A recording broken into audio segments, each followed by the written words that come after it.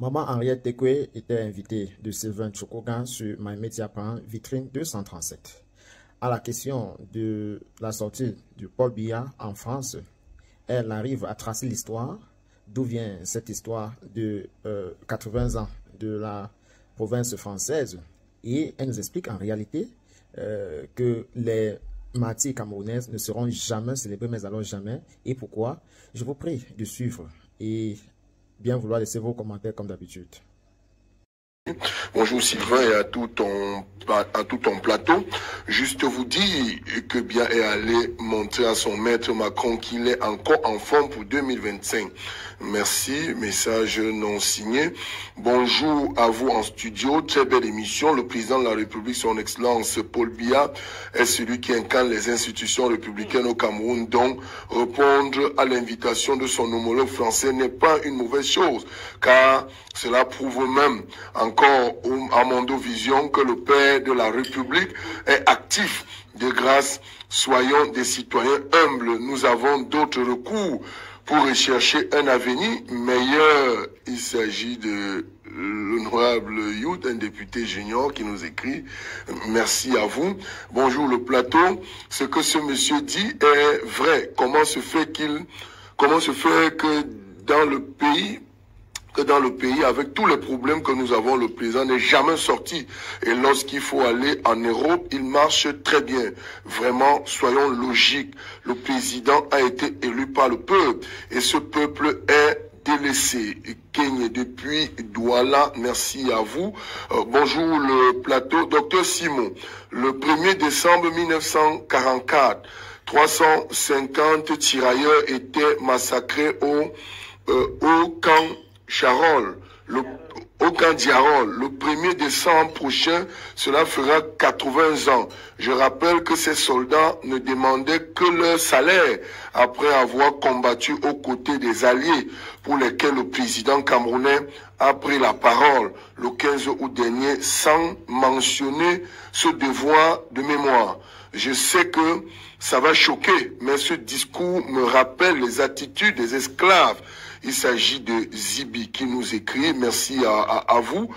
Bonjour à maman et Henriette. L'image du président sous la pluie, debout en France jusqu'à présent. Je suis choqué ici au Cameroun. Cela ne pouvait pas arriver. Donc je partage avec monsieur Nanga sa désolation ici. Chez nous, lors des événements, le président délègue. Mais en France, il se déplace. Mais nous ne souhaitons plus voir cette image de notre président dans ces conditions. Anelka de PK15 qui nous écrit là. Était quoi? Surpris de cette grande vitrine dont la France a offert pour la célébration des 80 ans de ses martyrs au président camerounais Paul Biya. S'il y a un chef d'État qui ne devait pas aller en Provence, c'était bien le président du Cameroun. Pourquoi? Parce qu'en 1940, Churchill dit à De Gaulle, va chercher le renfort dans ton empire colonial. Il le met dans un navire de guerre, un croiseur anglais. Il se pointe au Sénégal, on tire, parce que ceux qui étaient au Sénégal et tout le long, c'était des vigistes, ceux qui étaient d'accord avec Pétain. Il va à Côte d'Ivoire, Conakry, tout ça, on lui tire dessus. À un moment, les Anglais lui disent, bon, nous on va s'arrêter chez nous, au Nigeria, tu vas rentrer parce que nous on ne peut plus continuer avec toi. Là, De Gaulle leur dit, bon, poussez jusqu'au Cameroun. Il arrive au Cameroun. Leclerc est venu de Soué là-bas. Et ils accueillent De Gaulle comme un chef d'État. Lui-même dira à son compagnon de Bois-Lambert, c'est la première fois qu'on me rend les honneurs militaires. Donc, les forces de la France libre est née à Douala avec Eboué qui était au Tchad. Après, De Gaulle est monté au Tchad. Ils ont levé à peu près 17 000 personnes, 17 000 soldats en Afrique centrale. Congolais, Centrafricains, Camerounais, Tchadiens.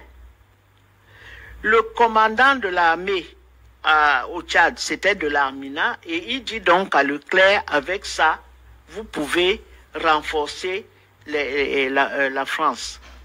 Ils vont gagner la bataille de Koufra et la bataille de Birakem. C'est en 40.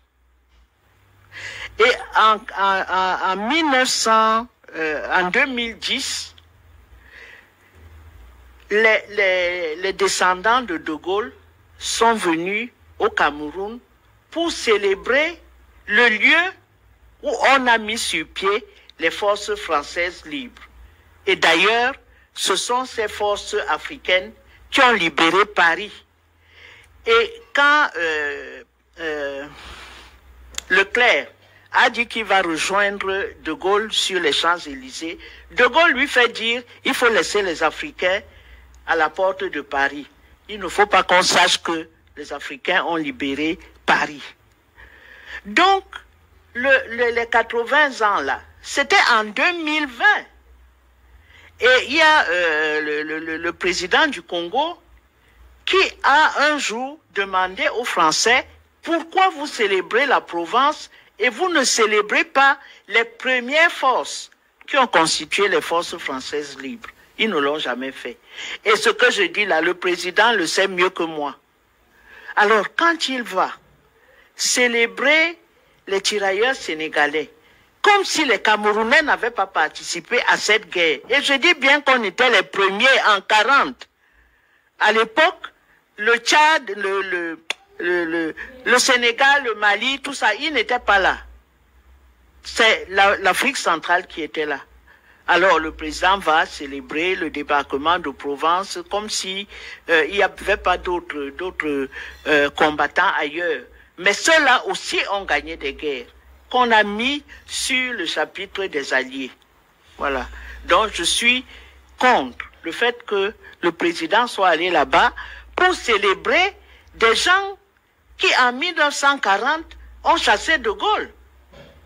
Nous, on a envoyé 17 000 hommes pour aller soutenir la France qui était défaite, totalement défaite par les nazis. Donc je suis contre. Et moi, je me demande même ce qui se passe parce que le président, quand Macron est arrivé ici la dernière fois où il est venu, le président camerounais a été, je dirais, magistral pour lui dire qu'on ne reçoit pas les ordres de l'étranger et que pour la guerre en Ukraine, on a notre position là-dessus, il faut qu'il fasse la paix, point. Bon, mais qu'est-ce qui lui arrive, je ne sais pas. Est-ce que ce n'est pas un coup politique pour 2025? Ce n'est pas... Moi, je peux sais... y voir le lancement de sa campagne. Hein. Oui, mais le président français est affaibli. Hein. Il est totalement affaibli. Il y a des chefs d'État qui ont chassé les troupes françaises de chez eux. Je parle de l'AES. Donc c'est un homme affaibli qui ne peut plus lever la tête quand les Africains parlent. Bon. Donc c'est pas le moment d'aller lui donner une roue de secours. Ah, c'est tout. En disant que vous ne célébrez jamais. Nous, on a commencé à se battre sur le sol africain. Voilà. Bon. Donc sa plaisante était importante. Voilà. Pour leur dire, vous allez à tel niveau, mais nous, on a commencé ça à tel endroit au Cameroun, oui, avant vous. Oui. Je veux dire que le régime qu'on a actuellement, comme le régime précédent, découle du colonialisme français. Et donc, il est interdit aux chefs d'État camerounais, il n'y en a eu que 2, il leur est interdit de célébrer la mémoire de ceux qui les ont combattus. C'est comme si tu demandais à Vichy, du moins à Pétain, de célébrer les résistants français. Ce n'est pas possible. Il était là sous la botte de Hitler et il est resté jusqu'au bout. Et donc chez nous aussi, l'émanation de notre gouvernement est une émanation du régime colonial. Il n'est donc pas question de célébrer les résistants, même ceux qui ont résisté contre l'Allemagne. Personne ne les célèbre, sauf les familles ou les villages. Exact, c'est ce que Philippe Nanga a évoqué tout à l'heure.